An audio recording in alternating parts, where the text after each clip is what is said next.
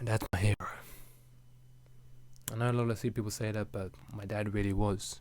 He was the real deal. He's taught me everything about life. How to dress, how to brush my teeth, how to shave my beard, how to exercise. My dad was a man. One of his most important lessons that he taught me was appearance. That appearance is power, but our minds are malleable. It can be molded into what we want, and we can trick our brain into belief. And one of the ways to do that is appearance.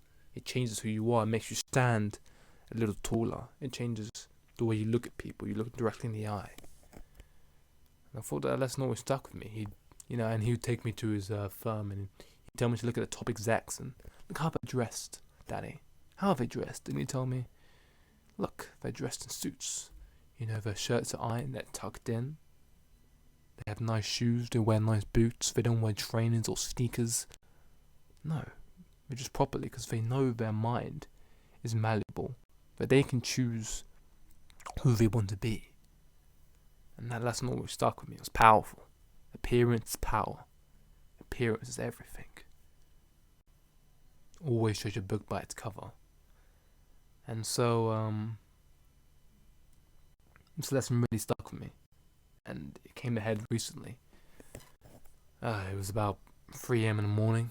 I came downstairs and I found my father on the table.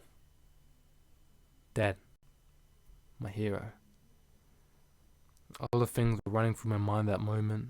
Anger, rage, sadness, fear. I felt like I wanted to punch a hole in the universe, but there was one thing that stood out to me the most was appearance. Appearance is power. I looked at my father.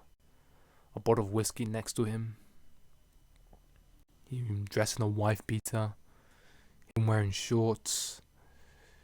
Chest hair. Overgrown.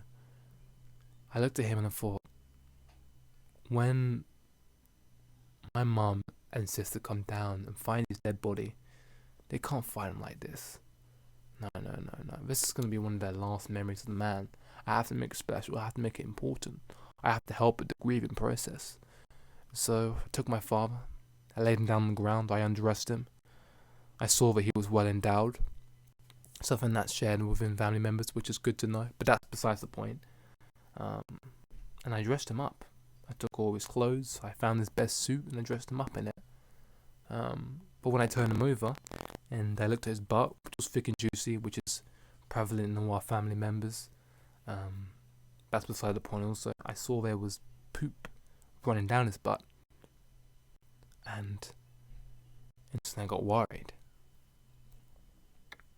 I can't let my family see him like this. Poop running down his butt like a punk, like a simpleton, like a normie. We just couldn't stand. And I knew if I went upstairs and tried to, dispose of his poop in the bathroom, that it would cause enough noise to wake up my mum and my sister. And if I, tried to take the poop outside, the front door would also make too much noise. And I was getting worried because I had to deal with poop, and soon I knew my family was gonna be waking up, and I had to do something quickly. So I went to the kitchen. I grabbed some tools. I went down to where the poop was from my father, and I grabbed my tools. I grabbed my fork and my knife, and I went at it. Took me about half an hour, but I got through it. I ate every last crumb, every last slice. I made sure there was no more poop left. I made sure it was gone. If that was vanished. And with that, I was finished. I dressed my father up in his suit. I left him on the table. I took away the whiskey bottle, threw it in the bin, and I went back to bed. And when my family found him, yes, they were crying, they were screaming, but I knew as well they were a little bit proud that, he died in a suit, dressed in his best. Appearance is power. And that last memory of him, they're always going to remember him as a powerful man. I did what I had to do for my father. Because he was number one, and he taught me you have to be willing to sacrifice everything for your teammates, for your partners. I did. And I couldn't be prouder. I honestly couldn't. And I know he couldn't be proud as well of what I did. You've been wondering what I do now? Well, now, after that, I discovered that I actually don't mind the taste of poop. And so now I'm a professional poop eater.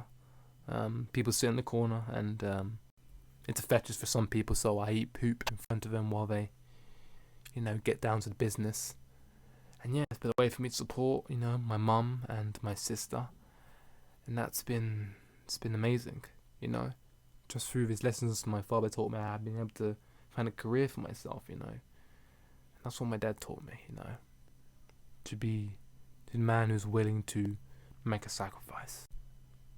So thank you, Dad. I miss you every day. Every day. I love you.